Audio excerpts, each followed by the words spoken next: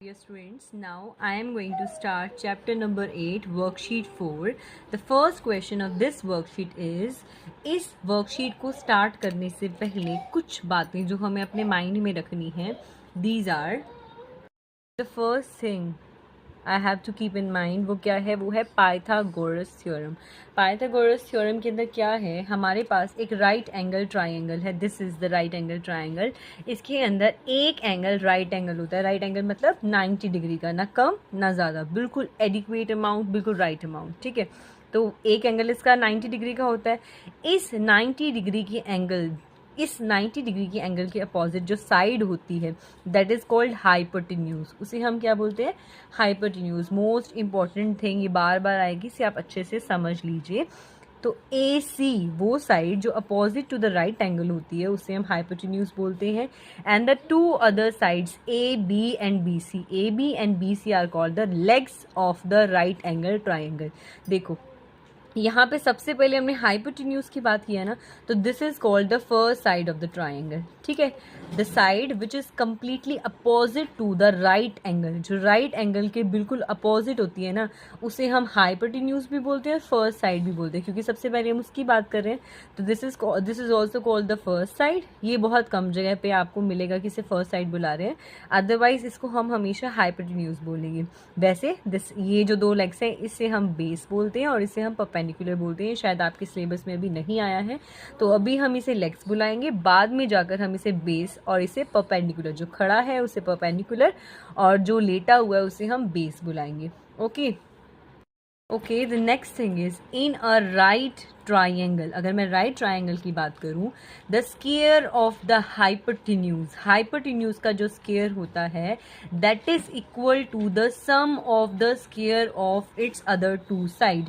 मतलब जो इसका हाइपोटेन्यूज का स्क्वायर है, it is equal to sum of the, इसकी फर्स्ट लेग, आप यहाँ पर लिख दीजिए फर्स्ट लेग का स्क्वायर प्लस सेकेंड लेग का स्क्वायर.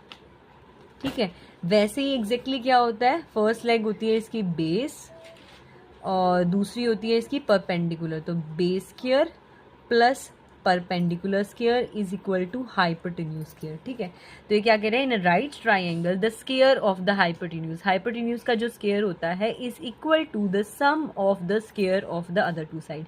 जो अदर टू साइड्स हैं उनके स्क्वायर्स के सम के इक्वल है. Okay, our next definition is if the square, ये बिल्कुल वाइस वर्सा है, वही जो अभी हमने डेफिनेशन पढ़ी कि अगर एक राइट एंगल ट्राइंगल है तो फिर कौन सी प्रॉपर्टी फॉलो होगी कि हाइपोटेन्यूज का स्क्वायर बाकी दो साइड्स के स्क्वायर के सम के इक्वल होगा.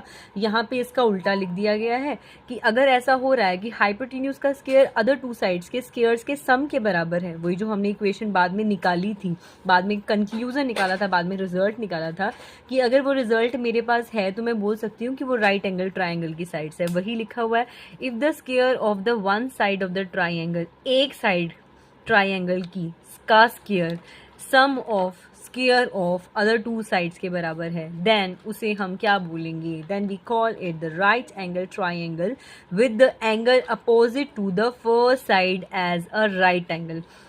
ठीक है, मैंने क्या बताया था अभी? हाइपोटेन्यूज को हम फर्स्ट साइड भी बुलाने वाले हैं, तो यही वही वाली बात आ गई. Then it is right angle triangle, तो वो राइट एंगल ट्राइंगल कहलाएगा, इसमें कोई कंफ्यूजन नहीं है. With the angle opposite to the first side, मतलब ये है हमारा हाइपोटेन्यूज. हाइपोटेन्यूज हमारा फर्स्ट साइड है, इसके अपोजिट जो एंगल होगा उसको हम राइट एंगल बोलेंगे. ठीक है, the next thing we have to keep in our mind is Pythagoras triplet. Pythagorean triplet क्या होता है? 3 positive integers a b c in this order, मतलब इसी ऑर्डर में. सी बी ए नहीं लिख सकते हम, सी बी ए या सी ए बी भी नहीं लिख सकते, ए बी सी इसी ऑर्डर में. उन्हें हम पाइथागोरियन ट्रिपलेट कब बोलेंगे? अगर जो लास्ट वाली जो हमारी लेंथ है या लास्ट वाली जो हमारी साइड है उसका स्क्वायर बाकी दो साइड्स के स्क्वायर के बराबर, वही पाइथागोरस थ्योरम हो गई. तो लास्ट वाली साइड बस यहाँ पर हाइपोटेन्यूज हो गई. अगर हम उसे समझ ले तो फिर हम समझ सकते हैं कि हाइपोटेन्यूज का स्क्वायर बाकी दो साइड्स के या बाकी दो लेग्स के साइड्स के स्क्वायर के सम के बराबर है. ठीक है, फॉर टू पॉजिटिव इंटीजर, अगर ये तो बात हो गई कि हमारा रूल क्या है पाइथागोरियन ट्रिपलेट होने के लिए, लेकिन अगर मुझे ऐसे ही निकालना हो कि पाइथागोर ए बी सी, अगर मुझे ए और बी की वैल्यू पता हो या कोई और वैल्यू पता हो तो फिर मैं कैसे निकाल सकती हूँ? तो पाइथागोरियन ट्रिपलेट निकालने का फॉर्मूला क्या होता है?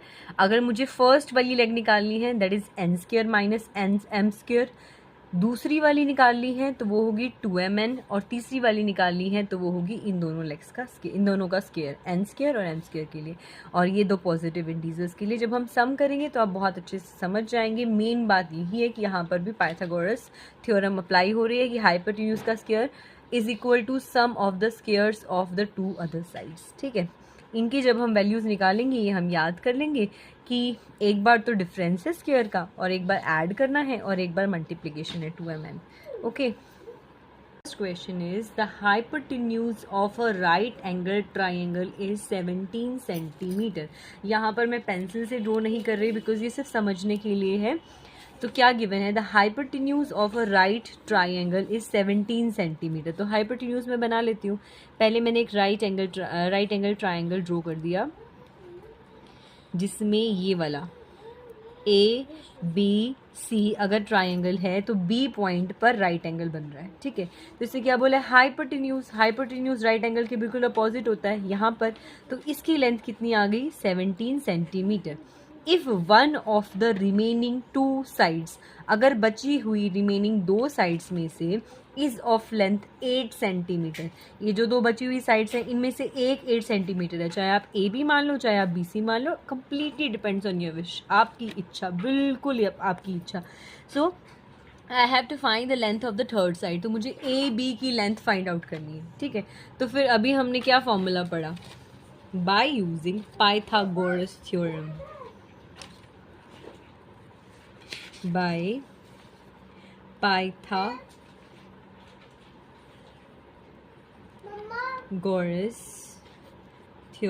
पाइथागोरस थ्योरम हमें क्या कहती है कि हाइपोटेन्यूज का square of the hypotenuse is equal to sum of the square of the two other sides. ठीक है, तो पाइथागोरस थ्योरम क्या कहती है? The square of the hypotenuse क्या है? AC is equal to sum of the square of the length of the other two side, AB और BC।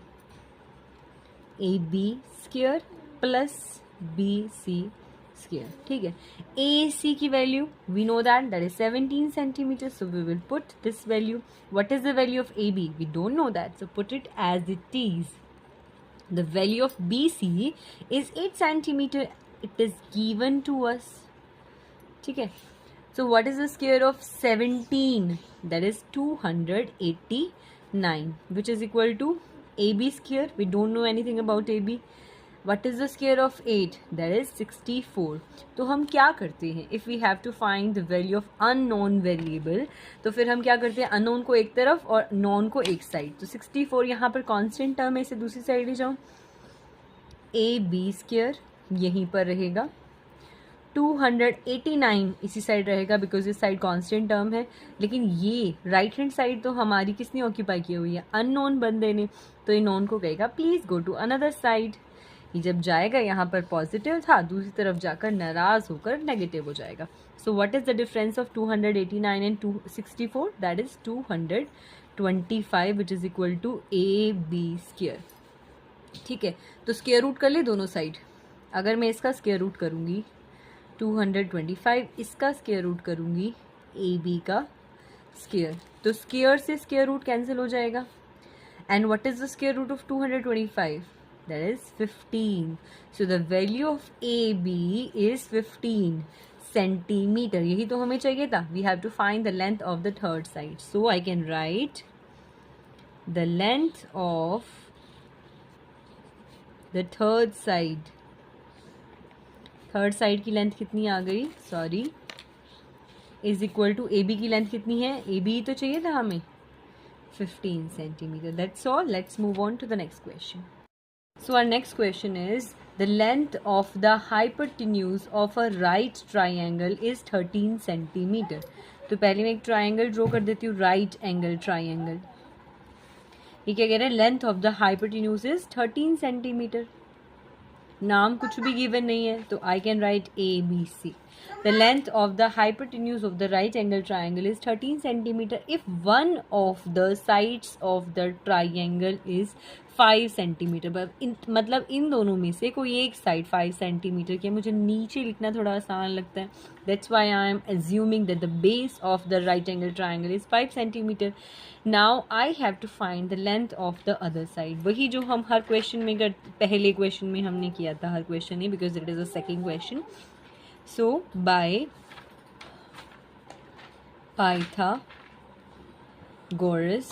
Theorem, Pythagoras theorem हमारी क्या कहती है, पाइथागोरस थ्योरम कहती है कि जो हाइपोटेन्यूज का स्क्वायर है यानी AC का स्क्वायर है is equal to the sum of the other two, the sum of the square of the other two legs. तो फर्स्ट लेग क्या है, दैट इज AB, इसका स्क्वायर। दूसरी लेग क्या है, BC, दैट इज BC का square. ठीक है, we know the value of AC, so we can put it, that is 13 square.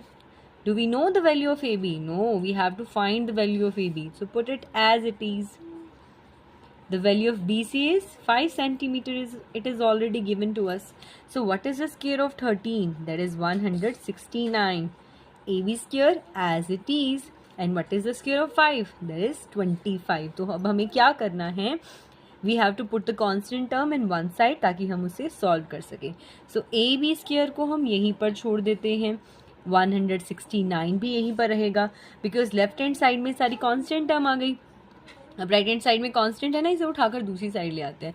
ये यहाँ पर पॉजिटिव था, इधर आएगा तो ये नेगेटिव हो जाएगा। What is the difference of 169 and 25? That is 144 is equal to AB square. अब दोनों साइड स्क्वायर रूट कर दूँ तो square root of 144 is equal to square root of AB square. तो स्क्वायर रूट से स्क्वायर कैंसिल हो जाएगा and the square root of 144 is 12। अगर आप अपनी मैथ्स की स्पीड को इंक्रीज करना चाहते हैं तो you have to try your best कि 25 तक के स्क्वायर्स आप अच्छे से लर्न कर लीजिए। अगर आपको 25 तक के स्क्वायर्स आ गए तो आप 25 तक के नंबर्स के स्क्वायर रूट्स भी इजीली निकाल सकते हो। ठीक है, so the value of AB यानी थर्ड साइड क्या आ गई, 12। तो I can write, so the length जो हमें चाहिए था, length of the other side कितनी आ गई, 12 centimetre, that's all. Third question is the length of the two sides of a right triangle are equal. अगर मैं एक राइट ट्राइंगल बनाऊं, the length of the two sides of the right angle, the length of the two sides of the triangle, ये दो sides हैं of right angle triangle are equal. अगर दो sides equal हैं तो उनमें से एक हाइपोटेन्यूज तो नहीं हो सकती, क्यों, क्योंकि हाइपोटेन्यूज तो सबसे बड़ी साइड होती है, तो दो सबसे बड़ी साइड्स तो नहीं हो सकती, इसलिए हाइपोटेन्यूज के अलावा जो दो साइड्स बची ये दोनों की दोनों क्या है, equal.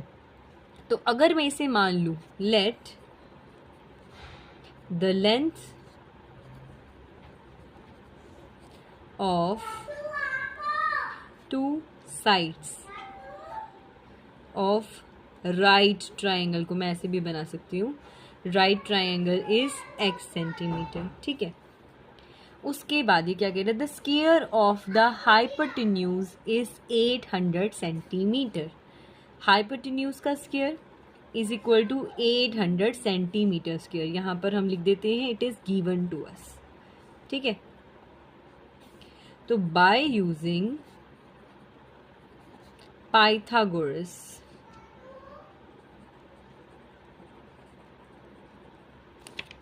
by using Pythagoras theorem, अगर हम पाइथागोरस थ्योरम को यूज़ करते हैं तो फिर हमें क्या पता चलता है। अगर मैं ट्राइंगल का नाम दे दूँ ABC तो ये क्या होगा, AB plus BC is equal to AC। यही है ना sum of the length, the square of the sides of the right angle triangle, the sum of the squares of the right angle triangle is equal to the square of its hypotenuse। ये क्या Pythagoras theorem. तो BC क्या है, हमारा hypotenuse, यानी यहाँ पर मैं AC भी लिख सकती हूँ। So the value of AC is 100 and AB और BC हमने जो दो साइड्स हैं सेम वो x मानी है, तो ये हो गया x square plus x square, तो 2 टाइम्स है x square, so that is 2 times of x square which is equal to 800। तो मुझे x की वैल्यू निकालनी है, तो इसके साथ जो नोन चीज़ है उसे मैं दूसरी साइड भेज दूंगी। यहाँ पर मल्टीप्लिकेशन में है, दूसरी साइड जाएगा तो ये डिवाइड में हो जाएगा। So the value of x square is 400, तो I can write it x square is equal to 400 and x square is equal to 400। तो स्क्वायर रूट कर देते हैं दोनों साइड, तो स्क्वायर रूट से स्क्वायर कैंसिल हो जाएगा। So what is the value of square root of 400, that is 20। तो फिर हमारे पास जो दोनों साइड्स हैं इक्वल हैं, उनकी लेंथ कितनी आ गई 20 centimetre. So the length of the two sides of right angle triangle is equal to 20 centimeter. Okay, so the length of the two sides of the right angle triangle is 20 centimeter. Next question is two poles of the height 6 centimeter, so it's 6 meter and 11 meter stand on a plain ground. मतलब दो poles हैं मेरे पास, यहाँ पर मैं एक बार plain ground बना लेती हूँ। दो poles हैं, एक की length है 6 metre. So the two poles of the height 6 centimetre, एक पोल तो है जिसकी हाइट है 6 मीटर, मैं बार बार सेंटीमीटर बोल रही हूँ, और जो दूसरा पोल है the height of that pole is 11 centimetre. क्योंकि ये 6 से थोड़ा सा बड़ा है तो मैं थोड़ा सा लंबा बना देती हूँ, दैट इज़ 11 मीटर। ठीक है, stand on a plane ground, ये एक प्लेन ग्राउंड है जिसके ऊपर वो खड़े हैं। If the distance between their feet, उनके पाँव के बीच में जो डिस्टेंस है दैट इज़ 12 मीटर, यानी ये दोनों के फीट है और इन दोनों के बीच में डिफरेंस कितना है, डिस्टेंस कितना है, that is 12 metre. Find the distance between their top, मुझे ये डिस्टेंस निकालना है, उन दोनों के टॉप के बीच में डिफरेंस कितना है, डिस्टेंस कितना है। ठीक है, तो फिर मैं क्या करूँ, इसके एक पैरेलल लाइन ड्रॉ कर दूँ। अगर ये वाली लाइन जो है ये 12 सेंटीमीटर है तो ये वाली भी 12 मीटर होगी। अगर इन दोनों के बीच का जो डिस्टेंस है वो 12 मीटर है तो इन दोनों के बीच का भी जो, क्योंकि मैंने इसके भी कोई पैरेलल लाइन रोकी है, तो ये वाला जो डिस्टेंस होगा ये भी 12 मीटर का होगा। ठीक है, तो फिर अब मेरे पास क्या आ गया कि ये तो 12 मीटर है, लेकिन ये वाली जो लेंथ है, क्योंकि मुझे राइट एंगल ट्राइंगल को सॉल्व करने का, कि साइड्स की लेंथ निकालने का फॉर्मूला पता है, तो मुझे एक बार इसकी लेंथ भी देख लें। अगर ये वाली 6 मीटर है और ये टोटल 11 है, तो अगर इतनी लेंथ यहाँ से लेकर यहाँ तक जो लेंथ है ये 6 मीटर है, क्योंकि इसके पैरेलल ड्रॉ की थी, तो बच कितनी गई, अगर टोटल 11 थी तो 6 नीचे है तो ऊपर कितनी बच गई 5 मीटर। तो यहाँ से लेकर यहाँ तक जो लेंथ होगी वो कितनी होगी 5 मीटर। आगे आपको समझ में। टू पोल्स दोबारा से देख लेते हैं। Two poles of height 6 metre, एक पोल है जिसकी हाइट है 6 मीटर, दूसरा पोल है उसकी हाइट है 11 metre. Are stand on a plane ground, वो एक प्लेन ग्राउंड पर खड़े हैं। If the distance between their feet is 12 metre, अगर इन दोनों के बीच में जो डिस्टेंस है वो 12 मीटर का है, तो फिर find the distance between their top, उनके टॉप के बीच में मुझे डिफरेंस निकालना है, डिस्टेंस निकालना है। तो मैंने क्या किया, मैंने जो इसका ग्राउंड का लेंथ था उसके पैरेलल एक लाइन ड्रॉ कर दी। अगर इसकी लेंथ 12 मीटर्स है तो इसकी भी 12 मीटर होगी। उसके बाद मैं क्या कह सकती हूँ कि अगर, क्योंकि ये दोनों लाइंस पैरेलल हैं, तो एक रेक्टेंगुलर की फॉर्म में बनेगा। तो अगर इसकी अपोजिट साइड्स भी बराबर होंगी ना, तो अगर ये 6 मीटर है तो ये वाली लेंथ भी 6 मीटर, यहाँ से लेकर यहाँ तक ये भी 6 मीटर हो गई, तो ये टोटल लेंथ थी 11 मीटर। तो अगर यहाँ से लेकर यहाँ तक जो लेंथ है वो 6 मीटर है, तो बाकी बच कितनी गई 5 मीटर।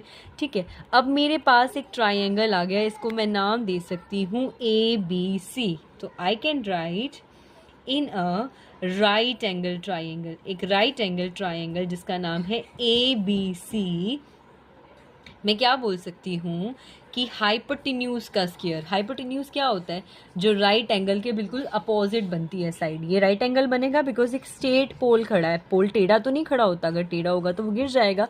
बिल्कुल स्ट्रेट खड़ा है, 90 डिग्री के एंगल पर खड़ा है, तो इसके अपोजिट जो साइड होगी दैट इज आवर हाइपोटेन्यूज। तो square of A B square is equal to B C का स्क्वायर प्लस ए सी का स्क्वायर, क्योंकि क्या कह रहे थे कि जो हाइपोटेन्यूज का स्क्वायर है वो अदर दो लेग्स के स्क्वायर्स के सम के बराबर होता है, वही हमने लिख दिया। तो यहाँ पर हम लिख देते हैं बाय पाइथागोरस थ्योरम।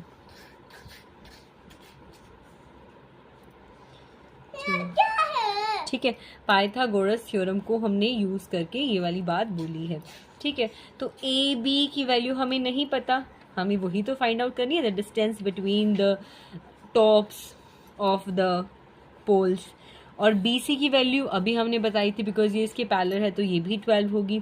इस सम में शायद हो सकता है आपको थोड़ी बहुत कंफ्यूजन हो, but if you solve 2 or more sums of this type then everything will be clear in your mind.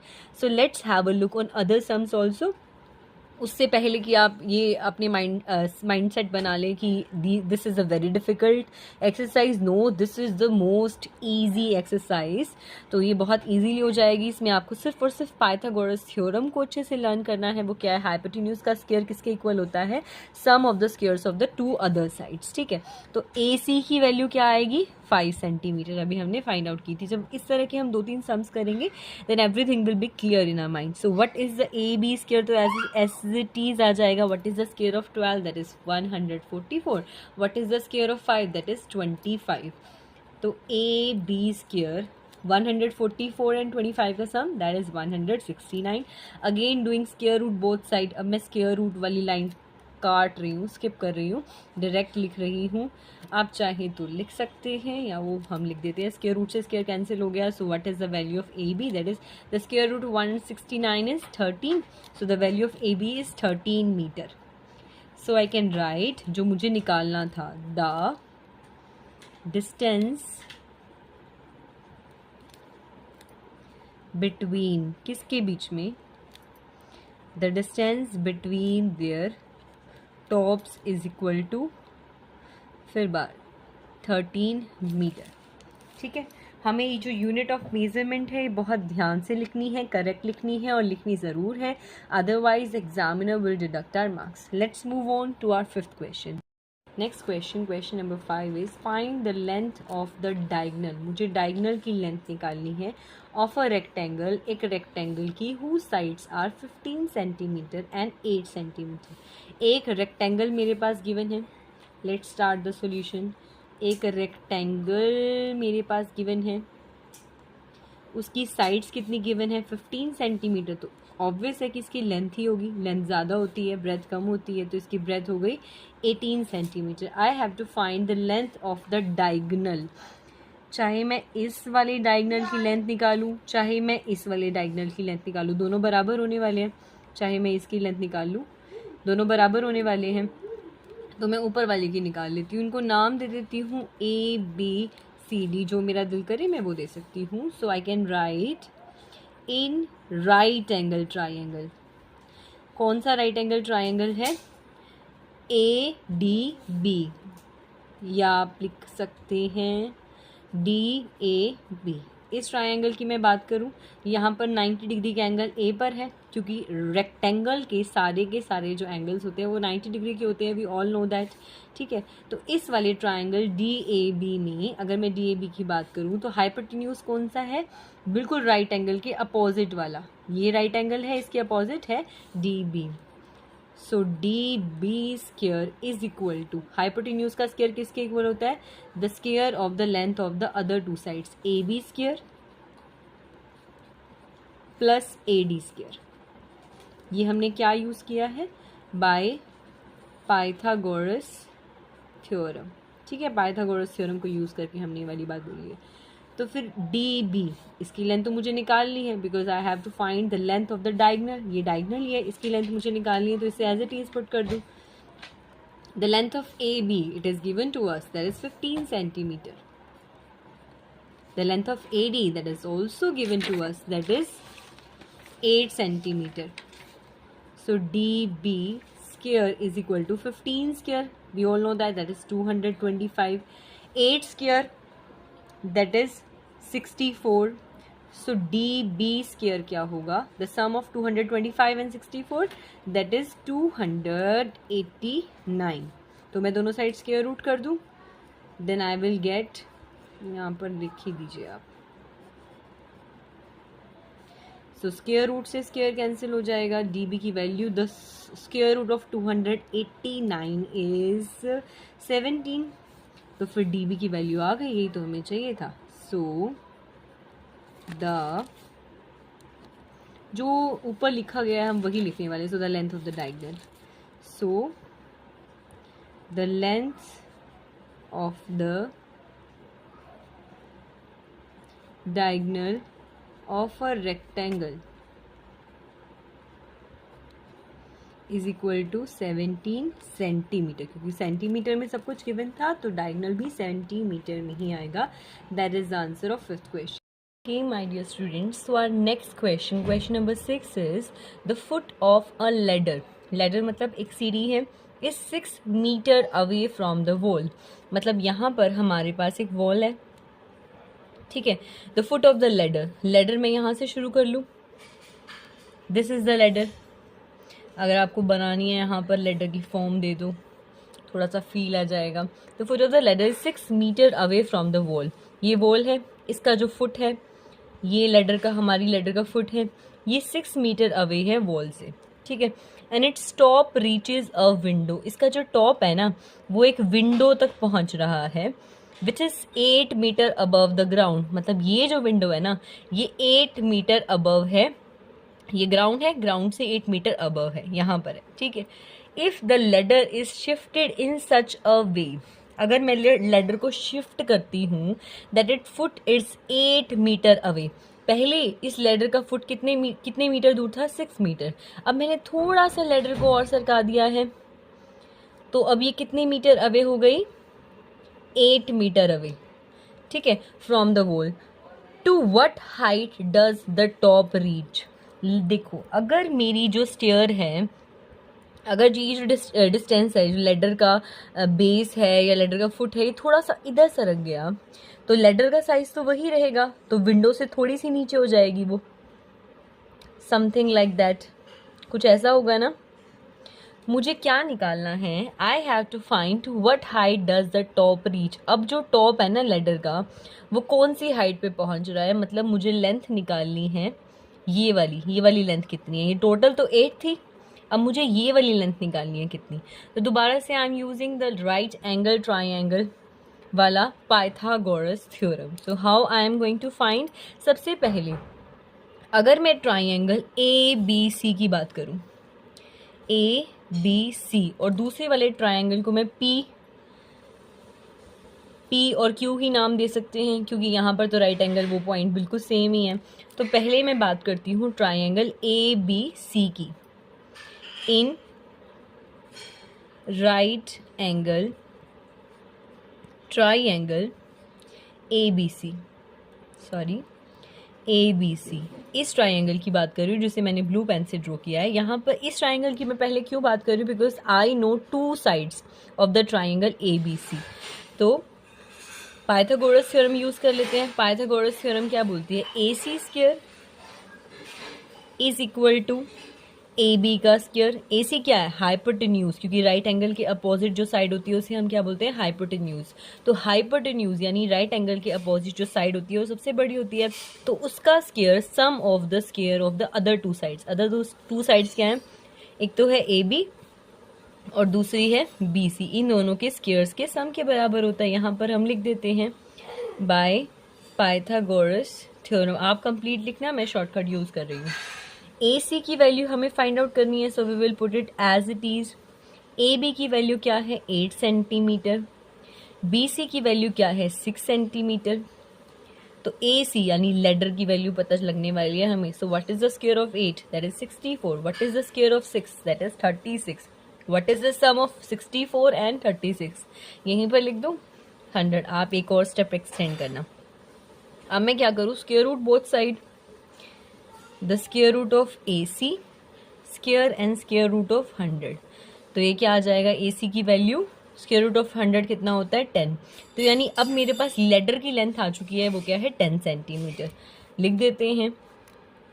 So the length of ladder कितनी आ गई 10 सेंटीमीटर। ठीक है, अब मुझे क्या निकालना है, देखो अब मुझे मेरे पास पी क्यू की वैल्यू आ गई। ठीक है, क्योंकि पी क्यू क्या थी, लेंथ लेडर की, which is equal to P Q. A C के इक्वल तो ऑलरेडी थी, वो हमें पता था कि वो लेंथ ऑफ लेडर है, लेकिन पी क्यू भी तो लेंथ ही है लेडर की, तो फिर मैंने is equal to P Q लिख दिया। ठीक है, तो अगर मैं इस वाले ट्राइंगल की बात करूं जिसे मैंने रेड पेन से ड्रॉ किया, that is P B Q, तो यहाँ पर मेरे पास पी क्यू की वैल्यू है और मेरे पास किसकी वैल्यू है, पी बी क्यू की, वो 8 सेंटीमीटर है। तो मैं वो दो वैल्यूज़ को यूज़ करके I will find the value of the first या फिर सेकेंड लेग। ठीक है, so I can write in triangle, in right angle triangle, आप इसे राइट एंगल की तरह ही बनाइए, in right angle triangle P B Q. दोबारा से पाइथागोरस थ्योरम यूज़ करेंगे। पाइथागोरस थ्योरम क्या कहती है, हाइपोटेन्यूज का स्क्वायर, हाइपोटेन्यूज क्या है P Q, the square of P Q is equal to दोनों लेग्स के स्क्वायर के सम के बराबर पी बी का स्क्वायर और बी क्यू स्क्वायर। ठीक है, पी क्यू की वैल्यू हमारे पास है दैट इज 10 सेंटीमीटर, वो मैं पुट कर देती हूँ 10 स्क्वायर। पी बी की वैल्यू मुझे पता है नहीं, I have to find the value of P B, so put it as it is. What is the value of B Q, that is 8 metre, तो 8 पुट कर देते हैं हम। What is the square of 10, that is 100। P B square as it is, what is the square of 8, that is 64। तो P B की value निकालनी है, constant term को दूसरी साइड ले जाओ, 100 माइनस 64, 100 माइनस 64 कितना आने वाला है 36। तो मैं बोल सकती हूँ ये क्या आ गया, P B square is equal to 36। Square root कर दो दोनों साइड, 36 का स्क्वायर रूट क्या होगा 6 मीटर। तो ये वैल्यू आ गई मेरे पास। पी बी ही तो निकालना था मुझे कि कितने डिस्टेंस पर है, यही तो निकालना था। क्या निकालना है, to what height does its top reach, इसका टॉप कौन सी हाइट पर पहुंचता है। पी बी ही तो थी वो, पी बी की वैल्यू मैंने 6 सेंटीमीटर निकाल ली, 6 मीटर निकाल ली। So that is the answer, that is the required answer. यहाँ पर आप लास्ट लाइन लिख लेना, height of the height of the height where the top of the ladder reach is equal to 6 meter.